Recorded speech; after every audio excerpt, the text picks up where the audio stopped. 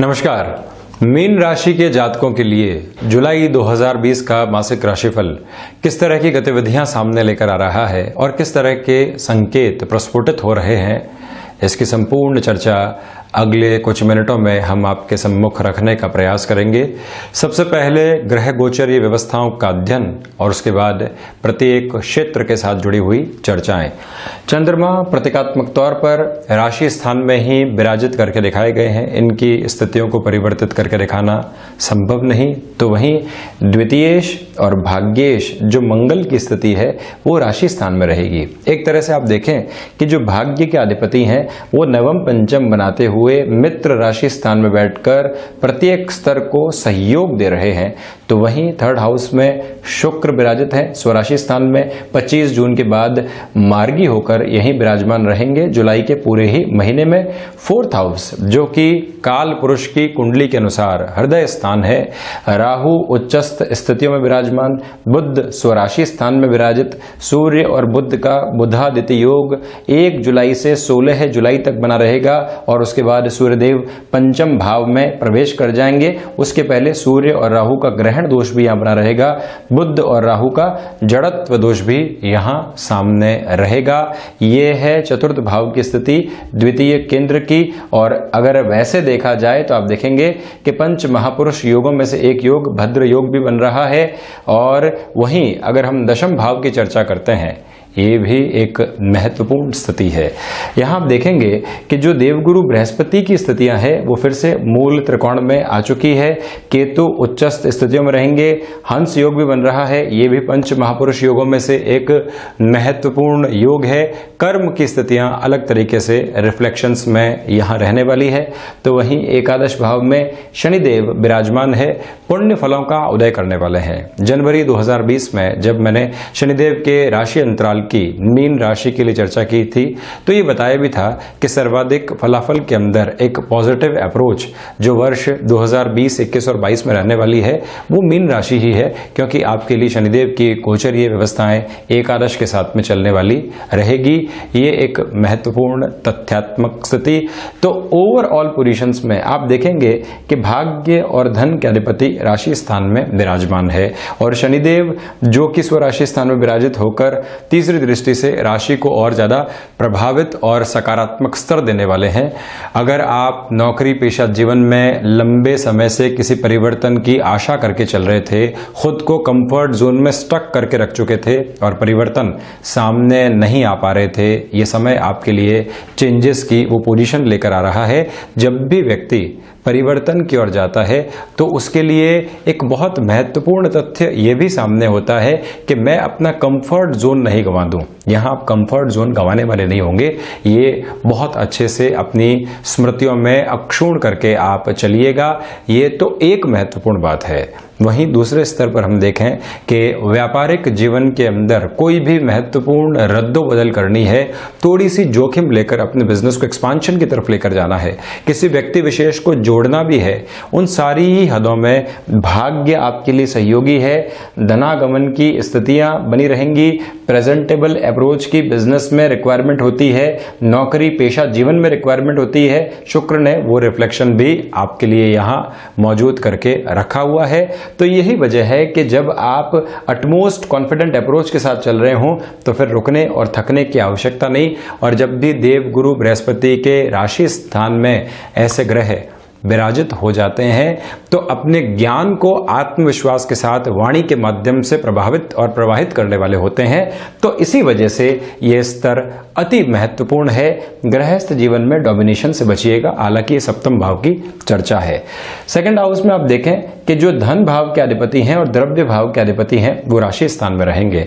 यही वजह है कि आपके लिए जो धनागमन की सुलभता होनी चाहिए, जो मई और जून के महीने में उस आधार के ऊपर नहीं थी, वहां सुधार के संकेत रहेंगे। पहले आपको मंगल ने कॉन्फिडेंस दिया, अब धनागमन की स्थितियां कर्म के साथ में जोड़ रहे हैं आपके लिए। दूसरे स्तर पे इस बात पे गौर करिएगा कि जो वाणी के साथ में कन्विंसिंग पावर रहनी चाहिए उसका भी जो लेवल है वो बहुत हायर अप्रोच में है। और वहीं कुटुंबी जनों के साथ में जो आपके लिए एक वैचारिक विद्रोह निकल कर आता है उसके ऊपर नियंत्रण की आवश्यकता बनी हुई है। 3 हिस्सों में अगर बात करूं द्वितीय भाव की, तो पहले धनागमन का स्तर बहुत ज्यादा अच्छा बना हुआ है, वो आपका ईगो डेवलप करवा सकता है कुटुंबी जनों के साथ में। वहां एक तरह से वो नेगेटिव पोजीशन है, ईगो नहीं आए। वाणी के साथ में आपके लिए कन्विंसिंग पावर है, तो आप कम्युनिकेशन मार्केटिंग की कोई भी कोर अप्रोच के साथ में जुड़ाव रख रहे हैं, रेडियो जॉकी के फील्ड के साथ में है, या फिर कंठ संबंधी कोई भी कार्य क्षेत्र आपका जीविकोपार्जन का माध्यम है, उन सारे ही क्षेत्रों के अंदर एक बेटर अप्रोच रहेगी। थर्ड हाउस जो कि व्यक्तिगत पुरुषार्थ को दिखाता है, थर्ड हाउस जो कि व्यक्तिगत जीवन में पराक्रम को दिखाता है, भाइयों के साथ संबंध, महत्वाकांक्षा और साहस को दिखाता है।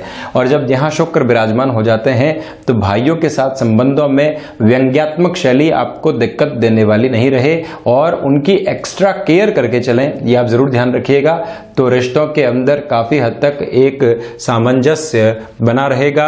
दूसरे आधार के ऊपर जब भी व्यक्ति विशेष को लंबे समय से अपने कार्य क्षेत्र में प्रमोशन या रेस्पॉन्सिबिलिटी नहीं मिल रही हो तो उसको अपनी अप्रोच को चेंज करना चाहिए। आप स्वयं को एक्सप्लोर कीजिए और एक पॉजिटिव ऑरा में लेकर चलिए। इस स्तर के ऊपर शुक्र की पोजीशन आपको बेनिफिट दे सकती है, ये ध्यान रखिएगा।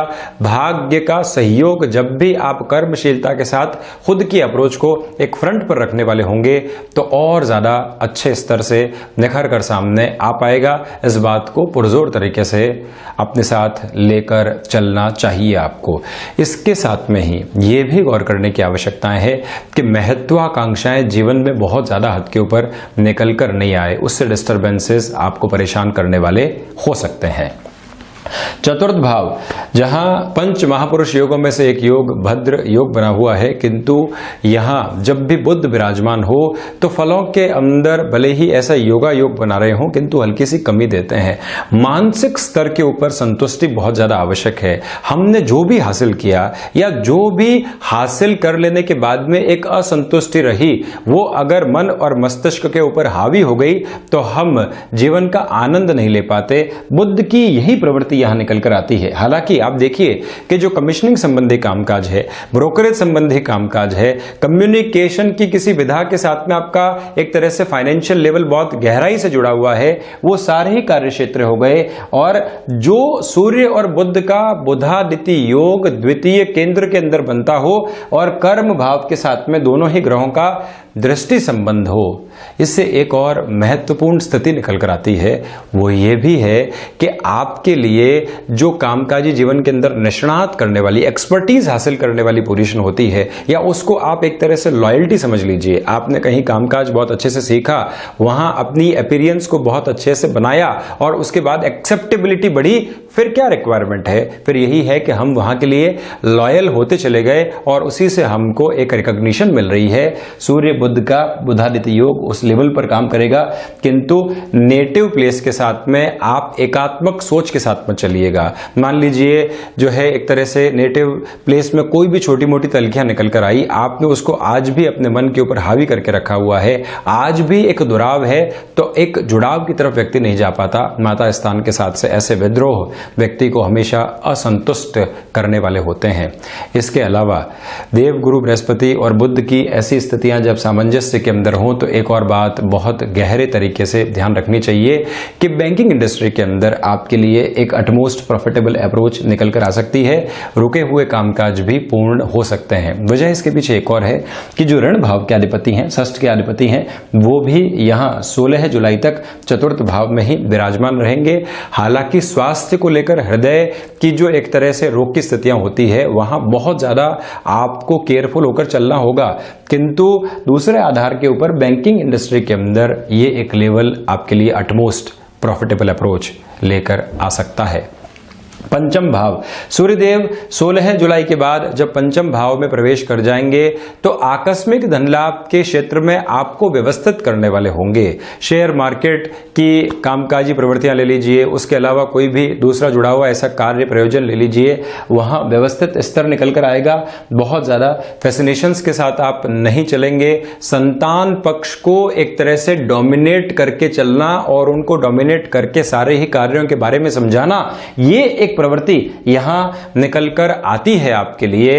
और साथ में ही शिक्षा संबंधी अंतराल के अंदर जो लंबे समय से आपके लिए एक घर्षण चल रहा था, एक परेशानी संतान पक्ष को लेकर चल रही थी या स्वयं की शिक्षा को लेकर चल रही थी। मान लीजिए कि अभी तक आप फैमिली वे की तरफ या फिर गृहस्थ जीवन की तरफ ही नहीं बढ़े हैं, तो वहां संतान पक्ष की स्थितियां नहीं है, आप खुद ही स्टडीज की तरफ हैं, तो वहां फिर से एकाग्रता 16 जुलाई के बाद स्थापित हो पाएगी। और उसके बाद की स्थितियां देखूं तो संतान पक्ष के आधार पर जो उनकी शिक्षा चल रही है वहां पर भी एक तारतम्य पुनः है इस महीने के अंतिम अंतराल तक जाकर स्थापित हो सकता है। जिन भी महिलाओं ने फैमिली वे की पोजीशंस को अपना रखा है, आप अपने परिवार को बढ़ाने की ओर जा रहे हैं, वहां पर सूर्यदेव की जो ये स्थिति है थोड़ा सा मन को विचलित करने वाली होती है, उद्वेलित स्तर को बढ़ाने वाली होती है। उस हिसाब से आप थोड़ा सा नियंत्रण अपने कामकाजी जीवन के अंदर स्वभाव के भीतर रखें। फ्रस्ट्रेशन जहां पर भी हावी हो, योगाभ्यास प्राणायाम के द्वारा निरंतर स्वयं को गति दें आप।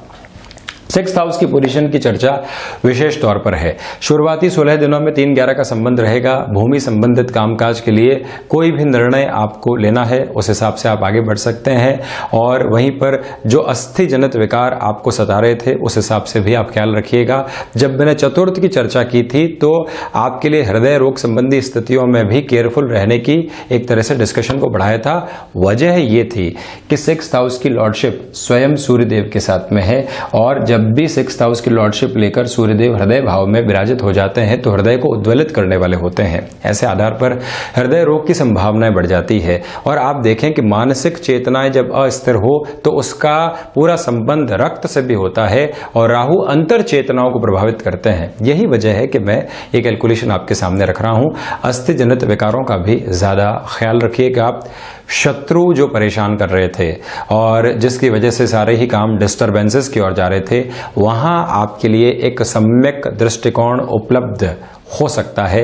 ये भी एक महत्वपूर्ण तथ्यात्मक स्थिति आपके लिए रहेगी, इससे हम इनकार बिल्कुल भी नहीं कर रहे हैं। और वहीं आप ये भी देखिएगा कि जो एक तरह से आंतरिक शत्रु आपको सता रहे थे, जो हावी हो रहे थे, बारंबार डर हावी हो रहे थे, आलस्य हावी हो रहा था, मन के भीतर जो दुराव होते हैं लोगों के प्रति वो हावी हो रहे थे, जबकि हमारी प्रवृत्तियां ऐसी नहीं रही है, वहां 16 जुलाई से 31 जुलाई तक आपके लिए अच्छा खासा नियंत्रण रहने वाला है। तो वहीं अब चर्चा सप्तम भाव की। सप्तम भाव में आप देखिए कि जो सप्तमेश स्वयं बुध हैं वो यहाँ चतुर्थ भाव के भीतर विराजमान रहेंगे। व्यापारिक जीवन में मध्यस्थ की भूमिका के साथ में चल रहा कोई भी कामकाज आपके लिए इस महीने नई अपॉर्चुनिटीज लेकर आ सकता है। और ये भी ध्यान रखिएगा आप कि अगर कोई भी ऐसा कार्य है जहां कम्युनिकेशन की विधा बहुत ज्यादा कार्य करती है, इंफॉर्मेशन टेक्नोलॉजी के साथ में जुड़े हुए कामकाज में आप व्यापारिक जीवन को लेकर चल रहे हैं, देखिए आप कि लंबे समय तक आप इंफॉर्मेशन टेक्नोलॉजी में नौकरी पेशा जीवन में सक्रिय रहे, अब चाहते हैं कि अपने व्यापार की ओर बढ़े हम, उसमें दो प्रवृत्तियां महत्वपूर्ण होती है। मंगल जब राशि स्थान में हो और चौथी दृष्टि से जब बुध के राशि स्थान को देख रहे हो और यहां से सातवीं दृष्टि से बुध के ही राशि स्थान को देख रहे हो, यानी कि मिथुन और कन्या के ऊपर इनका प्रभाव हो, और जब व्यापार स्थान के आधिपत्य की स्थितियों में यांत्रिक विद्या का अधिपति जुड़ा हुआ हो और यांत्रिक विद्या का पूर्ण आधिपत्य शनिदेव के पास में, और टेक्निकल पोजीशंस के अंदर जो दूसरा प्रवाह चलता है उसका जो आधिपत्य रहता है वो मंगल के पास में। शनिदेव और मंगल और साथ ही साथ में बुध की प्रवृत्तियां व्यक्ति को पूरे तरीके से इंफॉर्मेशन टेक्नोलॉजी के अंदर एक वरद हस्त देने वाली होती है, क्योंकि संचार में एक गति है, इंफॉर्मेशन टेक्नोलॉजी में एक निरंतर तौर के ऊपर चलने वाला अपडेशन है।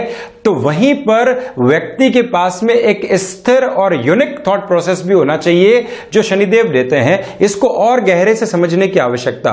देखिए, संचार की विधा सबसे तीव्रगामी जिसमें बुध का हस्तक्षेप है, मंगल उसके अंदर अग्नि तत्व की प्रधानता के साथ लेकर चलते हैं, तो एकदम क्रांतिकारी तरीके से स्थितियां फैलती है और शनिदेव जिनके पास में व्यक्ति को यूनिक थॉट प्रोसेस देने का एक आयाम है और अपने थॉट के ऊपर पूर्ण रूप से स्टक रहने की एक जो ताकत देते हैं वो भी शनिदेव देते हैं। ये कॉम्बिनेशन की वजह से मैं आपको ये बारंबार कह रहा हूं कि इस समय अंतराल में अगर आप शिफ्टिंग के प्रोसेस को स्वयं के लिए लेकर आना चाहते हैं, यह समय एक वरदान स्वरूप आपके लिए आ रहा है। अगर अभी तक आपके मन में अपने वेंचर की कौपल एक तरह से प्रस्फुटित नहीं हुई है या उसको आपने जगह नहीं दी है, तो यहां आप विचारशील जरूर रहिएगा। व्यापारिक जीवन के अंदर एक तीव्रता और फाइनेंशियल गेन निरंतर तौर पर आपके लिए यहां बने हुए हैं, चिंतित होने की दरकार नहीं है आपको। वहीं गृहस्थ जीवन के अंदर छोटी छोटी बाधाएं परेशान कर सकती है और उसमें भी कुटुंबीजनों का, ससुराल पक्ष का और जो दूसरी सारी स्थितियां होती है उसका ज्यादा ख्याल रखकर आप चलिएगा। और वहीं बिजनेस पार्टनरशिप में ये समय आपके लिए एक पॉजिटिव अप्रोच लेकर आ रहा है। अष्टम भाव में आप देखें कि अष्टमेश की जो प्रवृत्तियां हैं वो यहां 6-8 का संबंध बनाकर विराजमान होगी। ऐसे लेवल के ऊपर ये स्पष्ट तौर पर कहा जा सकता है कि आपके लिए आकस्मिक तौर के ऊपर कई परेशानियां सामने आ सकती हैं। मंगल भी उसको और ज्यादा एक्सपोज करने वाले हो जाते हैं। जो हिडन प्रॉब्लम्स होती है वहां आपको नियंत्रण की दरकार, किंतु एक प्लस और भी है। एक बेहतर हिडन टैलेंट को हमने बहुत लंबे समय से जगह देकर रखी हुई है, वहां आपके लिए पराक्रम की स्थितियां बन रही है, पॉजिटिव अप्रोच आ सकती है। रिसर्च और एनालिसिस संबंधी कामकाज के अंदर थोड़ी सी हिंडरेंसेस मौजूद रहेगी, बाधाएं यहां आ सकती है। वहीं पर विदेश संबंधी कार्यों के अंदर आपका जो कौशल है वो सहयोग देने वाला रहेगा। भाग्य भाव की स्थितियां शुरुआत में ही मैंने कहा था कि आपके लिए राशि स्थान के साथ में जुड़ाव रख रही है, इसलिए कॉन्फिडेंस बना रहेगा और वहीं आपके अनुभव का बेनिफिट भी आपको मिल सकता है।